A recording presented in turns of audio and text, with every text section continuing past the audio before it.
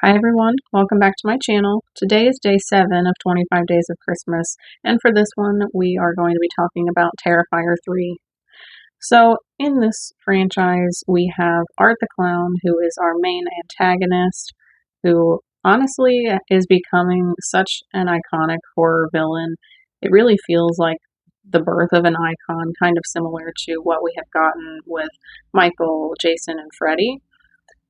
But I just think it's super cool to be getting that in my lifetime and, seeing the birth of another icon. It really started from humble beginnings with these movies, and it has just garnered such a huge cult following, and it's just become such an important part of pop culture. So in these films, in the first two, we are set at Halloween, but they did make the shift and put Terrifier 3 at Christmas time, so we get to talk about it this month. And in this third film, we are following both Sienna and Jonathan, as well as some of their family members, just to see where they are at after the events of Terrifier 2. And I believe it's 5 years later at this point, either 4 or 5. And we just get to check in with them, see how they're all coping, and get to see kind of how they are interacting with one another. And it is definitely hard for Sienna out of everyone after everything that she went through.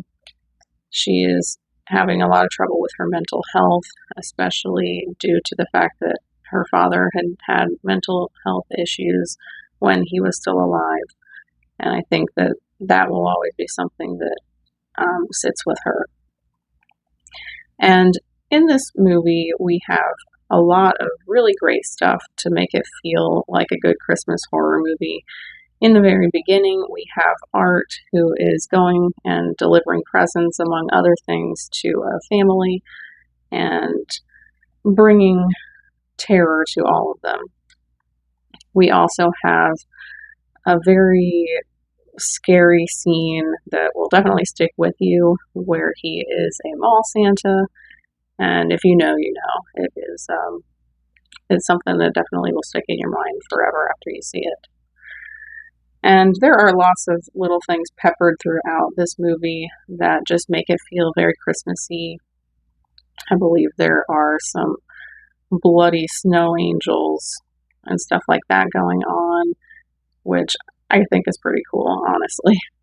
And then we also have one scene that I love the most, honestly, out of the whole movie, and it's maybe a goofy thing to like so much, but there is a scene where Jonathan's friend and his girlfriend are at the dorm rooms, and they're just kind of talking about Art the Clown because his girlfriend is so obsessed with him and the murders, and she is like a true crime junkie.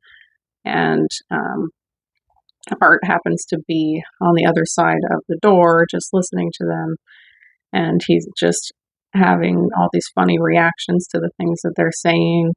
And it's just such a good moment. I really do love the comedy throughout the Terrifier franchise, and this is just such a great moment of that.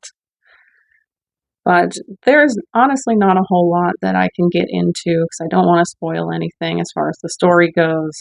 But if you want to watch something that is absolutely grotesquely gory, this is probably a good Christmas horror movie for you then. So let me know down in the comments what you think of Terrifier 3. If you enjoyed it, or if you haven't watched it but you're going to watch it, let me know what your thoughts on it are once you have done so. If you enjoyed this video, leave a like on it. Consider subscribing if you haven't yet for more horror content. I do post 2 new videos each week.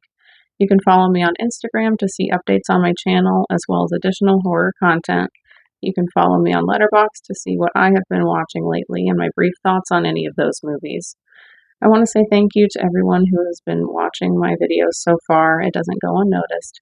My name is Devin. This is Carpenter Hill. Thanks for watching.